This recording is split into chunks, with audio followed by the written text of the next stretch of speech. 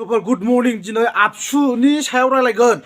सिल्ली चिरां खासिकत्रानि दखना दुलाराय बर' फरायसा आफादनि सेलादार बेलादार माखासे लिडार सेरेबफ्रा फैनानै आंखौ दम होफैदों मैया मोनायाव बिथांमोना लाजिनांगौ आबसुआ बेबायदि दादागिरि खालामनायनि मोन्थाय गैया लाजिनांगौ दिनाव सानाव फैनो नोंसोर मा जाया मोनायाव बिसोर गुन्दागिरिफोर बायदि ओरै बडिगार्डनि बायदि हाग्रा ओरै फारसे थालायलायदों न'आव माखासे बायहेरायाव माखासे सोरबाखौ आं सिनायजोबो बुंथ'बावला आङो नामखौ लाजिनांगौ आबसु दादागिरि दा खालामखा होनखायो गोसोआव लाखा नोंसोरो जुदि बेबायदि दादागिरि डमिनेटिं खालामबाय थायोब्ला आबसुआ जोबस्रांनो बारा गोबाव गैया गोसोआव लाखा पलिटिकेल लाबालाबनि थाखाय नोंसोरो आबसुआ दादागिरि दा खालाम आरो आबसुनि मावनांगौ खामानिखौ माव बुजिबाय दिनैनि दिनाव पलिटिकेल साट्टुनि थाखाय दिनै प्रमद बर'नि खि सोलानायनि थाखाय बिसोरो दिनै आबसुआ पलिटिकेल लाबालाबनि थाखाय खामानि मावदों आरो बे आंजों न'आव फैनायाव मा रायलाया आं बे बिदि माने रेकर्डिंखौबो आं होगोन नोंथांमोना नायबानो जाबाय बिथांमोना बुंदों आंखौ मबाइलखौ दोन मबाइलखौलाय माथो लाबावगौ आं दोनबाय नोंथांमोननि खोथाखौ आं मानिदों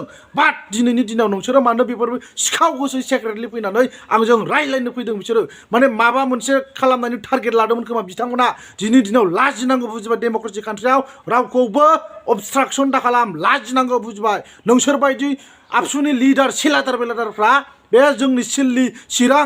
खासिकत्रानि सेलादार बेलादारा जेबो गरसेनि दाम गैया आंनि थाखाय डाइरेक्ट बुङो आङो बुजिबाय लाजिनांगौ नोंसोरो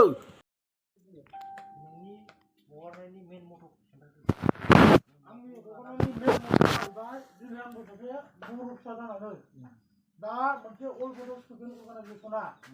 बे इउपिसिजों रिलेटेड जानायखौ आं दुखु मोनदों माबोरै रिलेटेड जाबाय थानाय जेन'बा हमना लादो जोङो डाइरेक्ट नुयो आबसु बे लाइमोन गथ'फ्राबो जों माने इउपिसिखौ सापर्ट खालामो जोंबो नुयोना जों दा दुखु मोनदों आरो बे दाखालि इलेक्सन जानायखौ जों नुबायना इलेक्सनखौ जों एबसुआ इउपिखौ मानि थाखाय सापर्ट खालामो इउपिखौ आं मिथिया मा खालामो मानो मिथियाबा नों मानो इउपिखौ डाइरेक्ट खालामो मिथियाबा नों एबसु मावग्राफ्रा भटखौनो होनो मोना होनो मोनोब्रा भटखौलाय मानो होनो मोना जानांगौ जाखो नङा नों जुदि एबसुआ इउपिखौ मानो सापर्ट खालामा बेखौ मिथियाब्ला दा बे मोनसे खोथा दिनै फाइनाल एन्ड कमप्रिहेनसिभ सल्युसननि मिनिंखौ आंनो खोन्था मानो प्रमद बर'आ फाइनाल एन्ड कमप्रिहेनसिभ सल्युसन खालामा what do you mean by final and comprehensive solution बेखौ आंनो खोन्था आं बेखौ बुजियाखै we have right freedom of speech जोंहा बुंनायनि मोन्थाय दं दिनै नोंसोरो मानो डमिनेटिं खालामनो नागिरदों जोंबो बर' सासे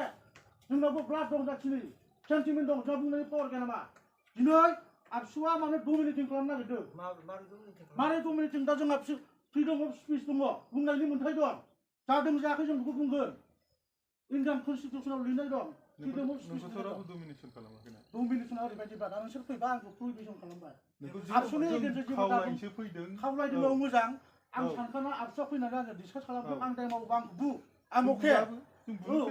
दिनैहाय अल बड' स्टुडेन्ट इउनियना आं मोनखौनो मोनसे आपिल खालामो नोंसिनाव दिनैनि दिनाव लाइमोनफोरनि जौगानायनि खामानि माव जोंबो जेबो बुङा मावबाय था अके माव दिनै ससियेल मिडियायाव नुदों निउस चेनेलनि गेजेरजों भाइरेल जादों जोंबो बेखौ फल' खालामनानै जोंबो बुंदों जोंबो स्टाडि खालामदों उइदाउट थिंकिं जों खोथा बुङाखै जोंबो जाम्बा नङा जोंनावबो एक्सपिरियेन्स दं नलेज दं उइदाउट नलेज एन्ड पावार नों बुंबाय दे जों बे एबसु नोंना प्रब्लेमा मा जों बेखौसो रायलायनो खोनाबाय र' प्रब्लेमा आंना जेबो गैया आइ डोन्ट हेभ एनिथिं र' नों जेनेबा एबसुखौ नुबाय बि इस्युथ' दंमोन बि इस्यु दङ औ माने बि इस्युनि खोथाया ओरैबायदि बे मोनसे समाव थांबाय हो नङा होमबा दा बि इस्युनि मानसिफ्रा ओरै सोलायनानै बुनसआव जोनोम जादों बै सिगाङाव मानो मावाखै बै समाव थांबाय नै बे खोथाखौ आं खोन्थानोसै सिगाङाव आंना बेफोरबायदि एक्सपिरियेन्स गैयामोन मा मावबावनो आंबो सासे बर' हिसाबै बर'नि खोथा बुंसै आं खिन्थु रावजोंबो रिलेसन गैया दै दिनैसिम आं बिपिएफआव दंमोन सिगां आं हाइ सिभिल लालबो आं मोनजायाखैलै खिन्थु आंनि साख्रिफोर मोनजायैखौ जोंबो बुंखायाखै दा बे औ आं खोन्थागोन आं सुद खोथाखौ आं खोन्थागोन दिनैनि दिनाव आङो बिपिएफआव सापर्ट दङ जोंनि आदैमोनाव सापर्ट दं खिन्थु आंनाव थाखा फैसानि आंनाव लालसा गैया दिनैसिम आङो जायाखै थाइसेबो आं दिनै दुखु मोनदों आरोना बे बुस्थुखौ जोंखौ रेसपेक्ट खालामा आबसुआव थाग्रा सेंग्रा उन्दैफ्रा जोंखौबो इनभाइट खालामनो हायोना जोंबो थागोन इबसुआव जोंखौ मालाबा खावलायफैदों नामा आं बेखौ दुखु मोनदों आं खाथिनि मानसि आंखौ मालाबा रिकुवेस्ट खालामदों नामा आं बेखौ दुखु मोनदों दिनै आंखौ मानो ओरैबायदि जायो फार्स्टआव जों मा खालामो गामिनिफ्राय बिहरग्रोयो गामिनिफ्राय सानै साथाम सेंग्राफोर बिहरो गामिनिफ्राय हरबासो जों इउनिटआव सोनो हायो मिथिबाय प्रेजेन्ट सिचुवेसनखौ रायलाय दिनैनि दिनाव फाइनाल एन्ड कमप्रिहेनसिभ सल्युसननि खोथाखौ आंनो खोन्थागोन What do you mean by final and comprehensive solution? Tell me now. I want to know about this. खोन्था. Finally, comprehensive.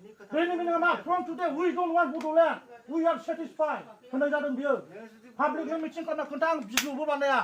डाइरेक्ट खोथा बियो. आंनि खोथा बियो. दा आंनि मोनसे फंबाया. लास्ट रायलाय. आं सिन्दिमोन जों नोंखौ रागा आं नांलायाखै आं सिन्दिमोन जायो आं नांलायाबो आं नोंसोरजों जों नांलायफैयाखै दा नोंसोर नांलायगासिनो दं जोंजों आंना रायलायनो गोरा जाखायोब्रा दिनै नोंसोरो आंखौ डमिनेटिं खालामनो फैनाय बायदि जादोंमोन आं रायलायनोसो फैदों मा प्रब्लेम जादों नोंसिनि इउपिपिएलनि थामसा जोबाबो रन्जन दैमारिया गुवाबो जानो हागौ होमबा मा एफर्ट बियो This is unacceptable in our society जों बेखौ ट्रास्ट खालामा जों बेखौ एक्सेप्टेबल खालामा दिनै नोंथांमोना दिनै आंनाव फैदों रन्जन दैमारिया गनांगौ ना गाबोन फैसिगौब्ला लामायाव आं नोंसोरबो जइन जागोन आं सिगाङाव थागोन मानो मावनो पाब्लिक प्लेसाव बुं रायजो राजाफोरनो खोन्था पाब्लिकआ मिथिगोन नङाब्ला खालाम गाबोन आं बेखौ आपिल खालामनो नोंसोर बुंबा खामानि मावगासिनो पजिटिभआव मा खामानि मावगासिनो होनना बुंदों गोबिन्द बसुमतारिया बुंबाय सोरबा न'नि मानसिया एडभकेट लानानै बेखौ रायलायनांगौ डिसकास खालामनांगौ बे मोनसे खोथा जायो नामा पावारा फैबाय रायजो राजाखौ मोजां लादो रायलायदो डिसकास खालामदो नोंसोर जुदि रायजो राजानि मोजां खामानि मावोब्ला लास्टिं जागोन बिसोरखौ बुंनो हायो जेनेबा गोबिन्दमोनखौ नों बुंनो हायो औ नों एबसु हिसाबैथ' नों आं मानो बुंदों एबसुखौ दिनै बे बुंनायनि मेन रिजन मेन उद्देश्यआनो जाहैबाय आं दुखु मोनदों आं सेट जादों मानो वाइ दिनै पलिटिकेलाव मानो इनक्लुडेड जानानै मानो सिबि खामानि मावदों समाज होनना बुंदों मा जाखो बियो खोन्थानो एन्सारा क्राइटेरियाफोर एबसु हिसाबै आन्दलनखौ दोनथ'दोंसो दिनै आं बेखौ बुंनो लुबैदों बेनो दिस इज द लास्ट गोल्डेन अपरचुनिटिस अफ प्रमद बर' बे बिटिआरखौ खालामोबा दिनै बिहा बेबायदि opportunities CM chief executive member जानो मोननायनि बिहा जेबो गोल्डेन अपरचुनिटिस गैयामोन बुजिबाय दे बुंदो आं बुंबाय दे बुंदो दे नांलायाखैब्रा डिसकाससो रायलायनायावनो डिसकासआव गोराबो जायो गुरैबो जायो दा बेनो आरो आंना लाउडलि एसे स्पिन खालामबासो डिसकासनाव जालायनांगौब्रा बेखायनो होनबा नों मारै गारदों बेखौ आंथ' नोंसोर कन्टेक्टिं खालामाखै नोंसोर कनस्पाइरेसि होननाय आं बुस्थु खालामाखै टिल नाउ दाबो नोंसोर आं डिसकास खालामदों अके आं रायलायदों डिसकास रायलाय दे बुंदो आंखौथ' बुंहोबाय ना सेकेन्ड टाइम बुंदो दे नोंसिनि मथ'आ मानि थाखाय फैदों बेखौ बुंदो दा नोंसिनि फैनायनि मिनिङा आबसुनि गेजेरजों खोथा दा बुंहोनाय जादों दिस इज कल्ड डमिनेटिं बुजिबाय एक्सप्लयटेसन डमिनेटिं नङा बेखौ आंनो डमिनेटिंब्रा दिनै आंनाव गिदिर गिदिर मानसिफ्रा फन हरो आंजों डिसकास खालामो आं नोंसोरखौ रेसपेक्ट होयो आं जेबो बुङा आं दाय मावदों आंखौ जेलाव लाव I will go in the जेल आंनाव जेबो प्रब्लेम गैया आंखौ सोर जेलाव आंजों रोजा रोजा मानसि ओंखारगोन बाव ब्लाड सेट जागोन डाइरेक्ट खोथाखा बियो नोंसिनि खोथाया मा बिलटि माबा माबि बेयो ब्लाड सेटनि खोथासो थांखानाय खोथाखौ मा नोंसोरो माबा खालामनांगौ जाखो बे गोथार नोंनि खोथाफ्राबो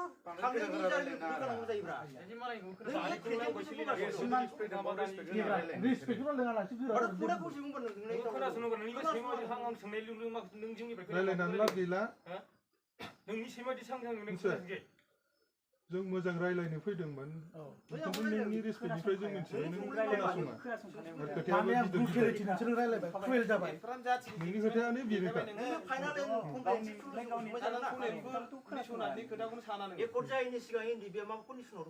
आं बेखौ मिथिया बर' हिसाबै खौसे जानांगौ जों बयबो गावजों कर्परेसन खालामनांगौ रायजो राजा मावनांगौ दिनै नोंसोर पावाराव फैनाय लोगो लोगो जोंफोरबायदि मानसिखौ दिनै एक्सप्लयटिं खालामो डमिनेटिं खालामो बै खामानि गैया बिपिएफ एजेन्ट माबा माबि दिनै नै बे माबाया आं बर' फेसबुक पेजआ दिनै ससाइटियाव बेसेबां गाज्रि खालामदों बेखौ हमगोरलाय ओमफ्राय आंखौ जेराव हर खोथा बुंनायानो बेयो फैयो रिपर्टआनो बिसो फैयो आं मोजांबो होनाखै बिटिआर रेकर्ड जादों मोजां जादों पिस रेकर्ड जादों खोनासंगोलाय नों बिटिआर रेकर्डआ नोंनि थाखाय मोजां नङा मोजां नङा आं नैबे बुस्थुखौ आं मोजां नङा मोनदों बुजिबाय जोंनि थाखायबा मोजां नङाखौ जों सानना लादों गफुर सनेटनि खोथाया will be included in BTR सोनाय जादों हाबगोनसो बबाव थैनानै थाया बिटिआर रेकर्ड खालामनायनि सिगां मानो सोआखै बिनि थाखाय होलाय आंनो बिटिआर एग्रिमेन्ट खालामनायनि सिगांनो बेखौ माबायाव सोजोबनांगौमोन ना नांगौबा नोंथांमोनखौ फलंजोबगोन जोङो जोंबो एबसु सारेन्डारमोन जोंबो एबसु सारेन्डार मानो बे नोंसिनि इमोसनआ उइथिन 6 मान्थ हिउज डेभेलपमेन्ट जागोन होनना बुंदोंमोन emotional लिरनाय दं फोरो where is your history development where is your student what happened today tell me we want to know about it सानसेनो फैयाब्रा बेयो सानसेनो फैया आंबो बुंनांगोन बेखौ बुंलायगासिनो दङ जोंबो सुखु जायाखै जों बुंदों नोंथांमोना सुखु जायाखै नोंथांमोना काउन्टार होदों बेखौबो होनगोन सोरबा पलिटिकेल पार्टिखौबो होनगोन पार्टिखौ बुंनायखौ जों जेबो फाजाया थारमाने मानो खिबाव नङा जों बर' नङा नामा दिनै नोंथांमोना नै खोनासं बिटिआर रेकर्डआव हाबगोन होनना बुंदों बिसन आरो सन्देफोरखौ सिगां बे बिफोर फिस रेकर्ड खालामनायनि सिगां ड्राफ्टिंआव मानो सोआखै बिनि इन्टारभिउ हाबजानो लुबैबा बे मानो सोआखै केस होनायखौ मानो खालामदों नोङो बे दानि केस जाबाय बिसोर प्रेजेन्ट सुटिखौ नायनानैबो खालामदों केसा मानि थाखाय होदों केसा जाहैबाय बे बिटिआर बिटिसि बे बुंलायनायनि थाखायसो केस होदों गैया डाइरेक्ट खोथा नोङो खोनासंखायाबो नों एन्सारखौ बिबाय आंनो नोंसोरो मोजांखौनो खोन्थानो हाया खोथाखौ दे जाबाय दे थां मा सानो सानां जेबो साना बयहाबो फ्रिडम अफ स्पिच दं फ्रिडम अफ राइट दं बरायजोब्बाय जोंहा जोंखौ सिला